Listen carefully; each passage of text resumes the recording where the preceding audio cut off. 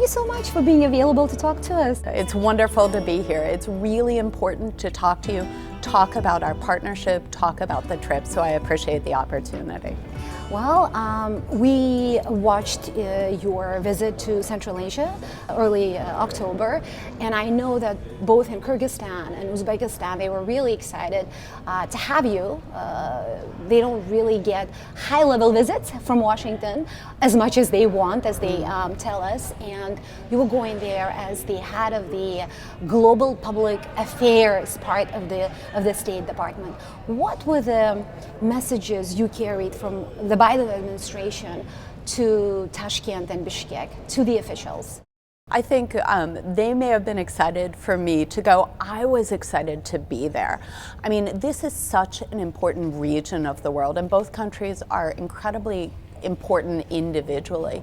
But I think the purpose of our travel and where the administration is looking is to make sure that we approach all countries as partners. We approach equally, we sit across the table, and we do as much listening as we do talking. And the important thing about going out and being on travel and going to countries is to facilitate that listening. Because how things look from Washington or New York or even Berlin or Paris are very different when you're in Bishkek or Tashkent, because the issues that citizens and governments face, you understand better when you actually can sit and talk. And yet, when you visit them, they expect a message from you. They expect to hear something serious, substantial from you.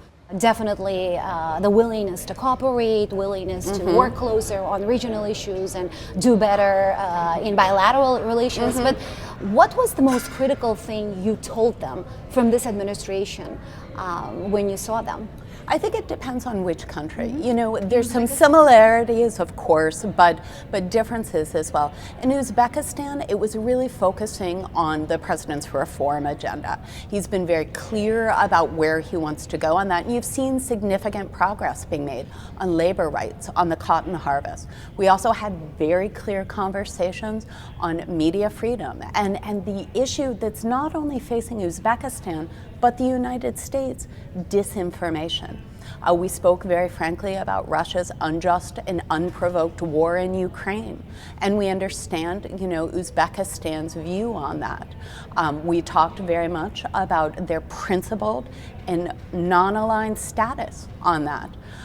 We also talked about how we can deepen our cooperation and partnership. You know, Uzbekistan is a vitally important country for us, and I wouldn't be surprised if they see more visits coming out soon as well. In Kyrgyzstan? Kyrgyzstan, you know, a different set of circumstances. Again, a strong relationship with the United States. Their media freedom environment is different, as we know. So it's very, very frank conversations on the issues that are facing there as they continue to advance legislation on their, you know, war on fakes and information like that. But we also talked about some of our shared concerns, shared values, and how we can deepen our partnership there. In Kyrgyzstan, the local media reported that you called this part of Central Asia the light of media freedom, and obviously they loved hearing that, especially the officials in Bishkek. But I'm sure you've been watching the developments in Kyrgyzstan.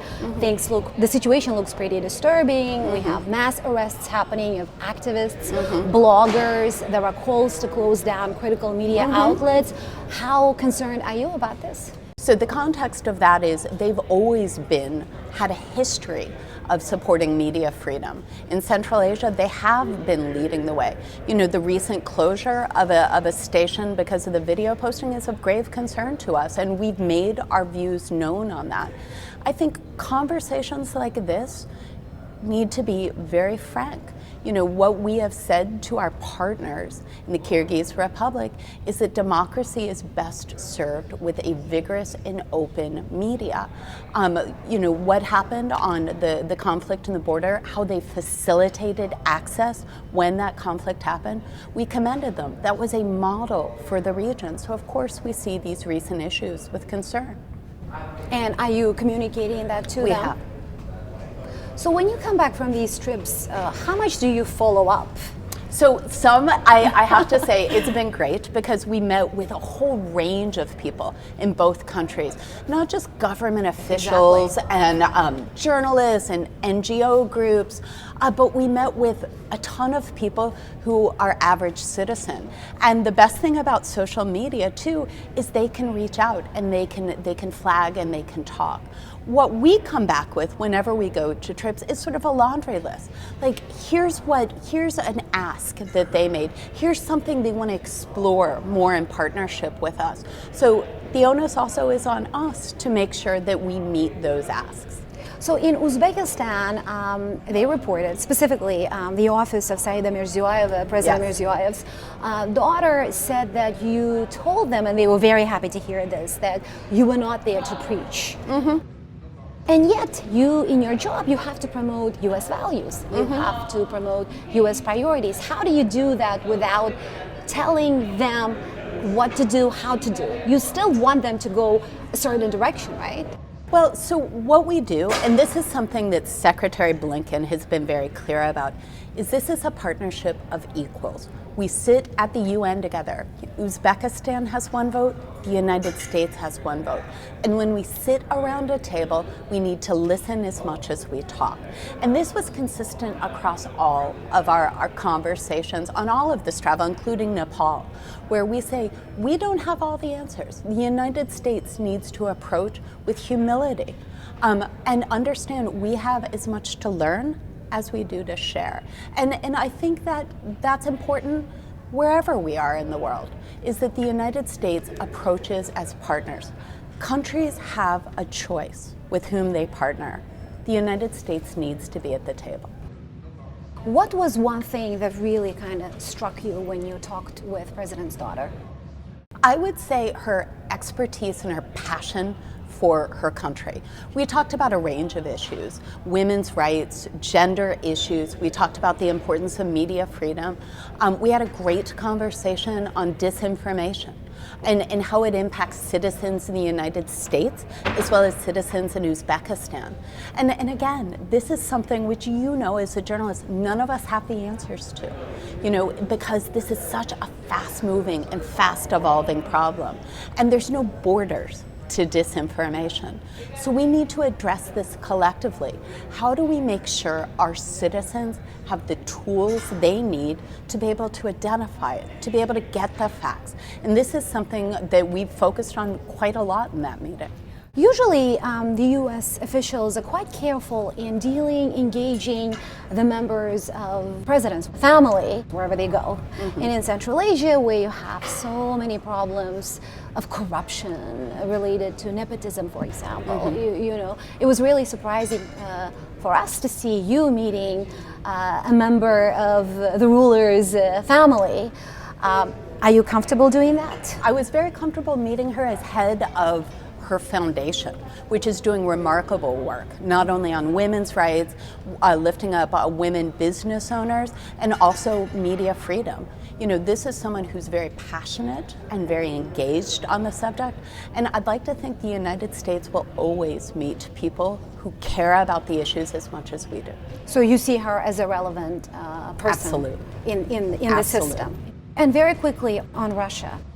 How do you envision you working with the Central Asian governments who are not really doing well, as you know, in terms of media freedom or openness or reforms? Things are quite slow and things are pretty much in the negative. These are one of the most closed societies in the world still. How do you imagine working yourself with them to counter Russian disinformation? So I think it's how do we work with anyone to counter Russian disinformation? And this goes back to what we talked about before. No one's got an easy answer on this. You know, wherever you are in the world, if you're in Bangkok or Sydney or Johannesburg or New York, you're facing the same thing. The flavor's different. The audience is different. The inputs are different. We're all seeing it. So as we sat in Bishkek and Tashkent, we said, what are you seeing? How is that impacting your average citizen? You know, where are they getting information? Who do they trust? And one thing we heard again and again and again is media literacy. is making sure that people understand how they themselves as citizens can be armed to make those determinations on what's true.